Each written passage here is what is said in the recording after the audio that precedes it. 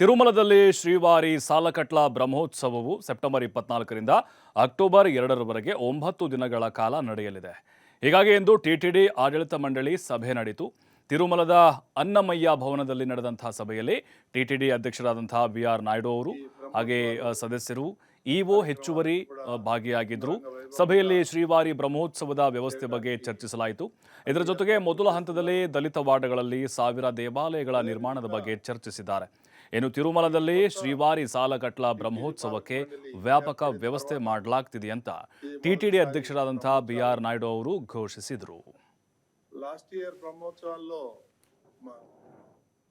23వ తారీఖు నాడు అంకురార్పణ ఉంటుంది.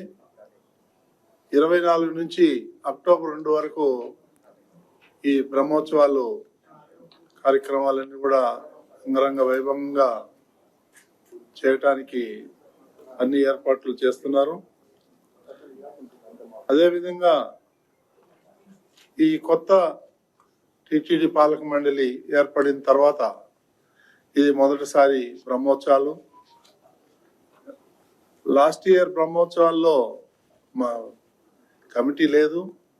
ఈసారి దీన్ని అత్యంత వైభవంగా ప్రెస్టేజ్గా తీసుకొని దీన్ని ఈ కార్యక్రమాలన్నీ కూడా దిగ్విజయంగా జరిపించాలని చెప్పేసి నిర్ణయం తీసుకున్నాం. ఇవన్నీ కూడా 24వ తారీఖు మీన లగ్నంలో ధ్వజారోహణ నిర్వహిస్తారు. అదే రోజు పెద్ద వాహనంలో స్వామివారు ఊరేగింపు ఉంటుంది. రాష్ట్ర ప్రభుత్వం తరఫున 24వ తారీఖు నాడు ముఖ్యమంత్రి శ్రీ నారా చంద్రబాబు నాయుడు గారు పట్టు వస్త్రాలు స్వామివారికి తీసుకొస్తున్నారు. అదేవిధంగా 2026 సంబంధించినటువంటి డైరీలు అయితే ఏముంది, క్యాలెండర్లు అయితే ఏముంది, ఇవన్నీ కూడా ముఖ్యమంత్రి చేతుల మీద ప్రారంభోత్సవం చేయటం జరుగుతుంది. అదేవిధంగా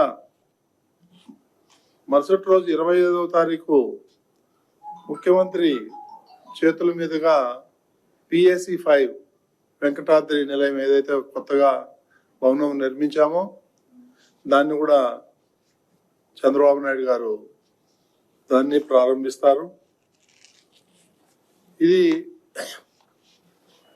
ఇది ముఖ్యమంత్రి గారి యొక్క ప్రోగ్రాం.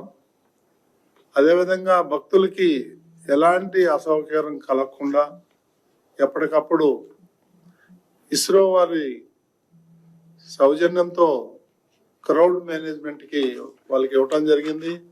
వాళ్ళు మినిట్ టు మినిట్ వాళ్ళు దీన్ని మానిటరింగ్ చేస్తూ ఉంటారు. అదేవిధంగా వచ్చే భక్తులకి పనులు నింపుగా ఉండే దానికోసం ఈ విద్యుత్ దీపాలు అయితే ఉంది, ఈ ఫ్లవర్ డెకరేషన్ అయితే ఉంది, ఈసారి అన్నిటికన్నా భిన్నంగా బ్రహ్మాండంగా జరగాలనేది ఈ బోర్డులో నిర్ణయం తీసుకున్నారు. దానికి చాలా మంది ఈ డోనర్స్ కూడా ముందుకు రావటం జరిగింది. వాళ్ళ సహకారంతో ఈ కార్యక్రమాలన్నీ కూడా దిగ్విజయంగా చేయబోతున్నాం. అదేవిధంగా ఆ 10 రోజులు ఏదైతే ఉందో సిఫార్సు లేఖలు ఏవైతే ఉన్నాయో దాన్ని స్వీకరించబోము. ఎవరైనా వివిఐపి వస్తే సెల్ఫ్గా వస్తే వాళ్ళకు మాత్రం అలౌ చేస్తారు. వాళ్ళ రికమెండేషన్స్ తీసుకొస్తే మాత్రం అలౌ చేయకూడదు అనేటువంటిది ఒక నిర్ణయం తీసుకోవడం జరిగింది. ఈ ప్రోటోకాల్ ఉన్న వాళ్ళకు మాత్రమే ఆ వివిఐపి దర్శనం ఇవ్వటం జరుగుతుంది 10 రోజులు. అదేవిధంగా ఈ 10 రోజులు అదనంగా ఒక 8 లక్షల లడ్డూలు తయారు చేయాలని, భక్తులకి ఎలాంటి అసౌకర్యం కలగకుండా భక్తులకి కావలసినన్ని ఈ లడ్డూ ప్రసాదాలన్నీ కూడా ఇవ్వాలని చెప్పేసి నిర్ణయం తీసుకోవటం జరిగింది. ఈ గరుడ సేవ రోజున సుమారు 3-4 లక్షల మంది వస్తారనేది ఒక అంచనా వేస్తున్నాం. దానికి తగ్గట్టుగా మనం కావలసినటువంటి భద్రతా ఏర్పాట్లు ఏదైతే ఉన్నాయో అవన్నీ కూడా చేయటం జరుగుతుంది. ఈ పోలీస్ డిపార్ట్మెంట్ 4,500 మంది పోలీసు, ఒక 300-400 మంది ఈ వాలంటీర్స్, ఈ విధంగా ప్రతి ఒక్క స్టెప్లోను కూడా ఆచితూచి నిర్ణయాలు తీసుకొని ఎలాంటి ఇబ్బందులు జరగకుండా భక్తులకి కమాండ్ కంట్రోల్ రూమ్ పెట్టడం జరిగింది. ఎప్పటికప్పుడు ప్రతి నిమిషం అది మానిటరింగ్ కూడా చేయడం జరుగుతుంది. ఎక్కడ ఏ ఇన్సిడెంట్ జరగకుండా కట్టుదిట్టమైనటువంటి ఏర్పాట్లు మన అధికారులు అందరూ కూడా చేస్తున్నారు. అదేవిధంగా ఈ తిరుపతిలో ఎక్కడెక్కడైతే రద్దీ ప్రాంతాలు ఉన్నాయో ఆ ప్రాంతాలన్నిట్లో కూడా ఈ సీసీ కెమెరాలు పెడతాం జరుగుతుంది. అక్కడ కూడా ఎల్ఈడి స్క్రీన్స్ కూడా పెట్టడం జరుగుతుంది. వాళ్ళు ఎందుకంటే ఒకవేళ ఇక్కడ ప్రాంగణంలో రాకపోతే అక్కడి నుంచి కూడా వీక్షించేదానికి సులువుగా ఉంటుందని చెప్పి ఈ నిర్ణయం తీసుకోవడం జరిగింది. ఈ బ్రహ్మోత్సవాల్లో చిన్నపిల్లలు తప్పకుండా జియో ట్యాగింగ్ ఏర్పాట్లు చేయాలని చెప్పేసి ఆలోచన చేస్తున్నారు. ఇదే విధంగా ఈ ఏదైతే ఈ 10 రోజులు కూడా విద్యుత్ సరఫరా దాన్ని ఎలాంటి లోపం లేకుండా దానికి కావాల్సినటువంటి చర్యలన్నీ కూడా మన అధికారులందరూ కూడా ఎప్పటికప్పుడు పర్యవేక్షించి అన్ఇంటరప్టెడ్ పవర్ వచ్చే విధంగా చర్యలు తీసుకుంటున్నాం. ఈ విధంగా చెప్పుకుంటూ పోతే చాలా పారామీటర్స్ తీసుకోవటం జరిగింది. ఈసారి ఎప్పుడు లేని విధంగా కనీ విని ఎరుగుని రీతిలో ఏర్పాట్లు జరుగుతున్నాయి. మీరందరూ ఇప్పటికే చూసుండొచ్చు. కాబట్టి ఎలాంటి అసౌకర్యాలు కలగకుండా చేస్తున్నాం. ఇవన్నీ కూడా దేశ విదేశాల్లో ఉండేటువంటి వాళ్ళు వీక్షించేదానికి హెచ్డి క్వాలిటీలో ఎస్విబిసి ద్వారా అందరికీ కూడా లింక్ ఇవ్వటం జరుగుతుంది. ఈ విధంగా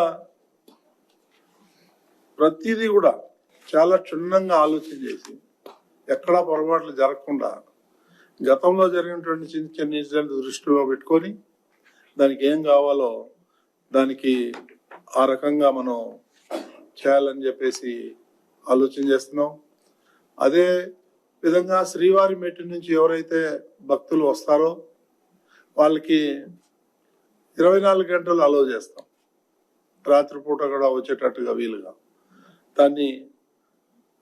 దానికి కూడా ఈ గరుడ వాహనం రోజును కూడా 3-4 లక్షల మజ్జిగ ప్యాకెట్లు కూడా వీళ్ళందరికీ ఇవ్వాలని నిర్ణయం తీసుకున్నాం.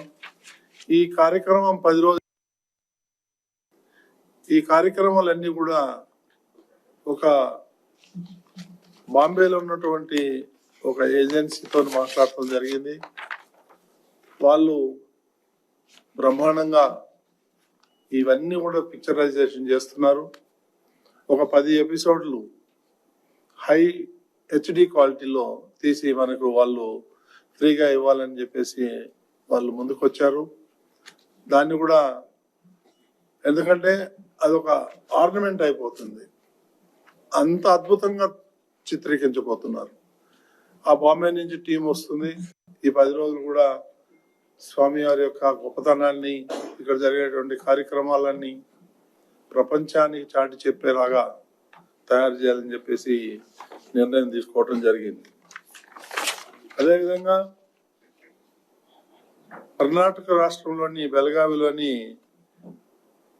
కొలికోప గ్రామంలో టిటిడి శ్రీవాణి ట్రస్ట్ నిధులతో 7 ఎకరాల్లో శ్రీ వెంకటేశ్వర స్వామి ఆలయాన్ని నిర్మించాలని నిర్ణయం తీసుకోవటం జరిగింది.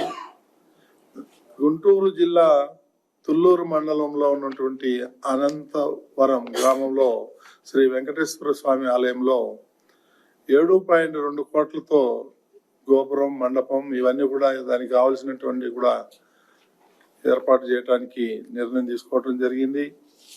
అన్నమయ్య జిల్లా వాల్మీకిపురంలో కూడా శ్రీ పట్టాభిరామ స్వామి వారి ఆలయం, పుష్కరిణి, కళ్యాణి వేదిక, రాజగోపురం, ఆర్చి, కళ్యాణం వగైరా ఇప్పుడు ఆ పనులు చేపట్టేదానికి నిర్ణయం తీసుకోవడం జరిగింది. అదేవిధంగా హైదరాబాద్కు చెందినటువంటి వెంకటరెడ్డి, విష్ణువర్ధన్ రెడ్డిలో గుంటూరు జిల్లా మంగళగిరి మండలం కాజా గ్రామంలో సర్వే నంబర్ 141-2